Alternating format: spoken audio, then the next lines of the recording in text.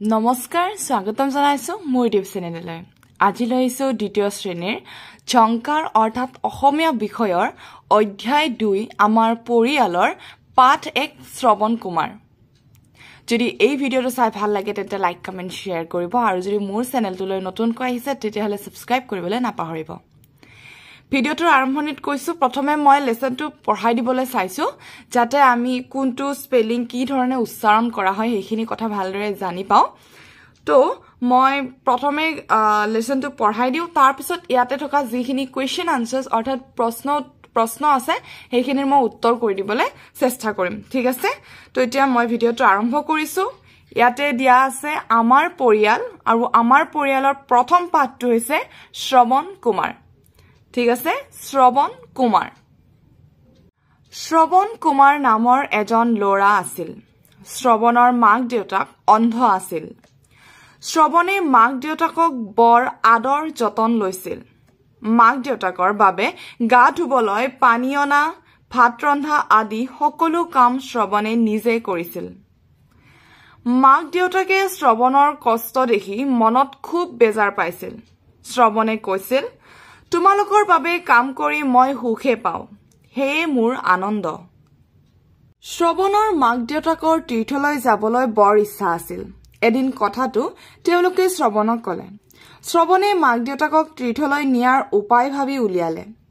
শ্ৰৱণে দুটা ডাঙৰ পাচিত মাক দেউতাকক বহুৱাই ভাৰ বান্ধি তীৰ্থলৈ লৈ গ'ল শ্ৰৱণে মাক দেউতাকক কান্ধত ভাৰ লৈ বিভিন্ন তীৰ্থস্থান দেখুৱালে এনেদৰে মাক দেউতাকৰ প্ৰতি দায়িত্ব পালন কৰি শ্ৰৱণে বৰ সন্তোষ পালে আলোচনা কৰো কথা পাতো আহা কাহিনীটোত থকা ল'ৰাজনৰ নাম কি আমিতো পাঠটো পঢ়োতে গম পালো যে কাহিনীটোত থকা ল'ৰাজনৰ নাম কি শ্ৰৱণ কুমাৰ মই ধুনিয়াকৈ লিখি ৰাখিছো উত্তৰটো মই দেখাই দিছো এটো যে কাহিনীটোত থকা ল'ৰাজনৰ নাম কি শ্ৰৱণ কুমাৰ আমি দীঘলকৈ প্ৰশ্নটো উত্তৰটো লিখিব পাৰো যে কাহিনীটোত থকা ল'ৰাজনৰ নাম হ'ল শ্ৰৱণ কুমাৰ এই ধৰণে লিখিব পাৰো ইয়াতে মই অকমান শৰ্টকে লিখি থৈ দিছো বাকি কিটা বাৰু লিখিছো যে কাহিনীটোত থকা ল'ৰাজনৰ নাম হ'ল শ্ৰৱণ কুমাৰ হ'ব তাৰ পিছত আমাক খটো কি দিছে চাইছো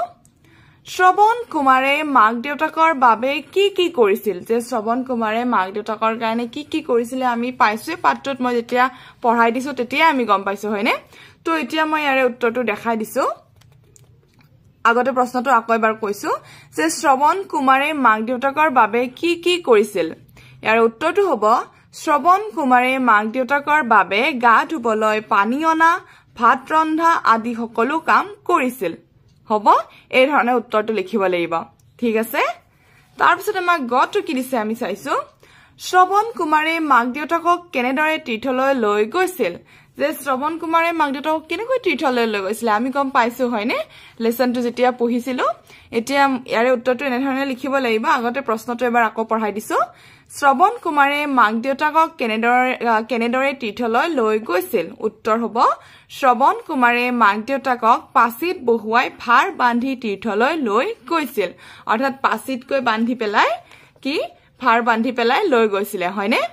তাৰপিছত ঘটো দিছে তুমি তোমাৰ ঘৰখনত কি কি দায়িত্ব পালন কৰা এতিয়া এটো নিজক লৈ দিয়া প্ৰশ্ন হয় আৰু এটো নিজে ধুনিয়াকৈ উত্তৰটো নিজে ভাবি পেলাই যে কি কি কাম আমি ৰাতিপুৱাৰ পৰা কৰো বা মা দেউতাক সহায় কৰো এটা দায়িত্ব আমাৰ ডিউটিজ হিচাপে আমি কি কি কাম কৰো কেতিয়াবা ঘৰ ঝাৰু দিয়া হয় কেতিয়াবা মাৰ ভাত ৰন্ধা বা কিবা সহায় কৰি দিয়া হয় কেতিয়াবা শাকপাচলি কটা হলে ধুই মেলি দিয়াটো আমাৰ কাৰণে এটা মা দেউতাক সহায় কৰাত এটা কি হৈ পৰে আমাৰ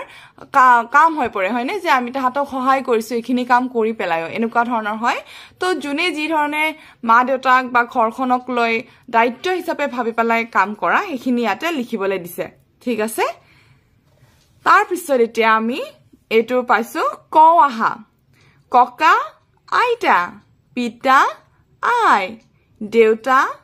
মা বৰদেউতা বৰমা খুৰা খুৰী পেহা পেহী মামা মামী তাৱৈ আমৈ মহা মাহী দাদা বাইদেউ ভাই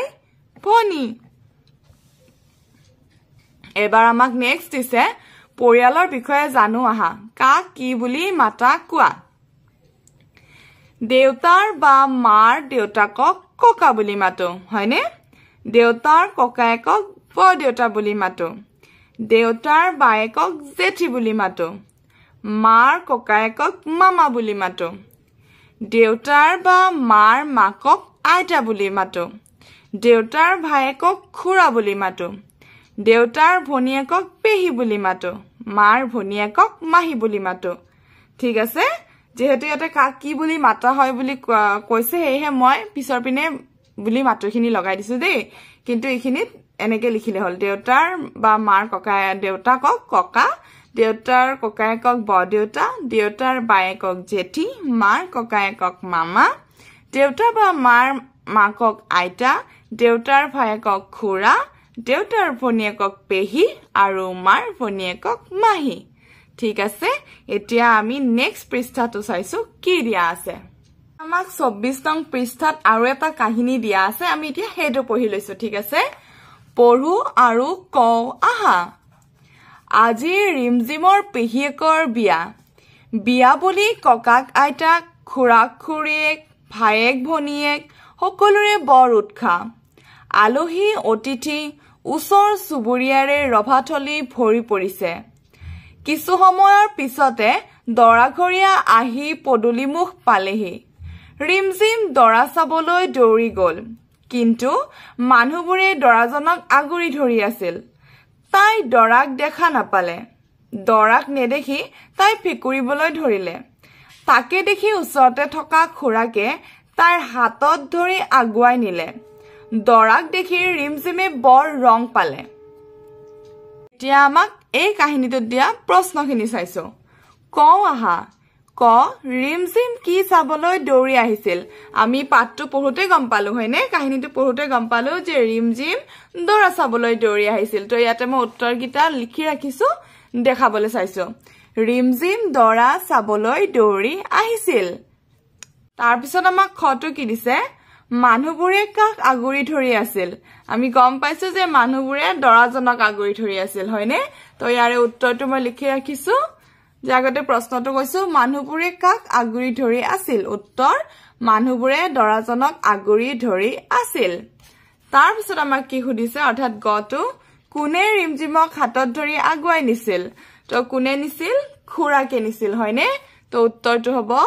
যে খুৰাকে ৰিমজিমক হাতত ধৰি আগুৱাই নিছিল মই আকৌ এবাৰ প্ৰশ্নকেইটাৰ লগত উত্তৰকেইটা পঢ়ি দিছো দেই ৰিমজিম কি চাবলৈ দৌৰি আহিছিল ৰিমজিম দৰা চাবলৈ দৌৰি আহিছিল মানুহবোৰে কাক আগুৰি ধৰি আছিল মানুহবোৰে দৰাজনক আগুৰি ধৰি আছিল কোনে ৰিমজিমক হাতত ধৰি আগুৱাই নিছিল খুৰাকে ৰিমজিমক হাতত ধৰি আগুৱাই নিছিল এতিয়া ঘৰটো সুধিছে তুমি কেতিয়াবা বিয়া খাবলৈ গৈ পাইছানে বিয়ালৈ গৈ তোমাৰ কেনেকুৱা লাগে এতিয়া এটো নিজক লৈ পেলাই দিয়া প্ৰশ্ন হয় যে তুমি যদি কেতিয়াবা বিয়ালৈ গৈ পাইছা তেতিয়া হলে তুমি পাইছা বুলি দিবা আৰু পাই পেলাই ইয়াতে আকৌ এটা দিছে যে বিয়ালৈ গৈ তোমাৰ কেনেকুৱা লাগে বিয়ালৈ গৈ ভাল লাগে বেয়া লাগে ঘৰৰ মানুহবিলাকক লগ পোৱা যায় তো ভাল লাগে হয়নে মোৰ এক্সপেৰিয়েন্সৰ ফালৰ পৰা বিয়াত গৈ ভালেই লাগে তো যাৰ যেনেকুৱা লাগে সেই হিচাপে কথাখিনি লিখিলে হল হ'ব এতিয়া আমাক দিছে তলৰ ছবিকেখনত কি দেখিছা কোৱা এতিয়া আমি তলৰ ছবিকেখনত কি দেখিছো পৰিয়াল দেখা পাইছো হয়নে এইখনতো আমি কি জয়েন্ট ফ্যামিলি বুলি কৈছো এই কাৰণে ইয়াতে ককা আইতা পেহা পেহী হয়তো খুৰা খুৰী আটাইবোৰ আছে নাতি নাতিনী ককা আইতাৰ নাতি নাতিনী সকলোবোৰ আছে ইয়াতে আছে যে অকল ঘৰৰ পৰিয়ালখিনি লাইক মাক দেউতাক ভায়েক ভনীয়েক হয়নে তো আমি ইয়াৰ দ্বাৰা এই দুইখন ছবিৰ দ্বাৰা আমি পৰিয়ালক দেখিবলৈ পাইছো ইয়াতে আটাইবোৰ পৰিয়াল বৰ্গৰ ব্যক্তিসকল লগ লাগি আছে আৰু ইয়াতে অকল যিখিনি ঘৰৰ পৰিয়াল তেওঁলোক লগ লাগি আছে হয় এইবাৰ আমাক কি কৈছে গাঁও আহা গুৰৰ টেকেলিত পৰুৱাৰ লানি নৈবিল পথাৰত বাঢ়িছে পানী আকাশত জিলিকে ৰূপালী জোন আজি চাগে নাহে আৰু বৰষুণ ভুমুৰাই কয় শুনা কৰি গুণ গুণ ফুটাই পঢ়িবা পাত নাই ভুন ভুন হুৰ হুৰ বতা চৰাই মোৰ ধান নাখাবি তোক দিম গোটা কৰাই এতিয়া আমাক জানি লও আহা দিছে চাইছো জানি লও আহা অৰ্থাৎ গত হচৌকাৰে গু বুলি আমি এইটো ধৰণে নিলিখো আমি এই গুটো লিখো হয়নে তাৰপিছত হত হচৌকাৰে হুটো আমি এইটো লিখো তালিব্য হত হচৌকাৰে হু দিলে আমি এইটো লিখো তাৰপিছত ৰ দীৰ্ঘৌকাৰ দিলে এইটো লিখো ৰত হচৌকাৰ দিলে এইটো লিখো এতিয়া ইয়াতে কি দিছে জানো আহা গ তালিব্য হ আৰু ৰৰ লগত হচৌকাৰ অৰ্থাৎ হচৌকাৰ লগ হলে ৰূপ সলনি হয় গু হু হু আৰু ৰু হয় আনহাতে ৰৰ লগত দীৰ্ঘৌকাৰ অৰ্থাৎ দীৰ্ঘৌকাৰ লগ হলে ৰূপ সলনি হয় ৰু হয় পঢ়ু আহা ৰূপ ধূপ গুণ ধুন ফাগুন ধুৰুপ মাগুৰ কুৰুৱা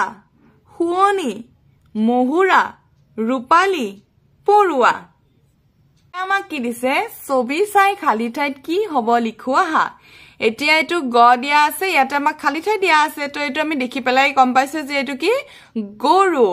এইটো হগুন ইয়াতে মই গুটো লিখিছো হ গু ন এইটো হৈছে হিহু মাছ হিহু এইটো হৈছে পহু এইটো কি বুলি কয় পহু বুলি কয় হয়নে এতিয়া আমাক দিছে তলৰ আখৰ জালৰ পৰা আখৰ বিচাৰি শব্দ গঠন কৰি পঢ়ু আৰু লিখো আহা অৰ্থাৎ মই কেইটামান বিচাৰি ৰাখিছো নহৰু গৰু ৰূপ শুৱনি মহুৰা আৰু এই ধৰণে লিখিছো নহৰু মহুৰা গৰু ৰূপ শুৱনি আৰু ইয়াৰ পৰা চাই চাই ইয়াতে লিখি দিলে হ'ল ঠিক আছে তাৰ পিছত আমাক কি দিছে আকৌ এটা আমাক কবিতা নিচিনা দিছে পঢ়ু আহা পৰুৱা ককাই খুখুৰি মাৰি কেনিবাৰো যোৱা চেনিকটি পেলাই থৈছো খোৱা যদি খোৱা পঢ়া শুনা কৰে যি গুণী মানি হয় সি তো এইখিনিয়ে আছিলে আমাৰ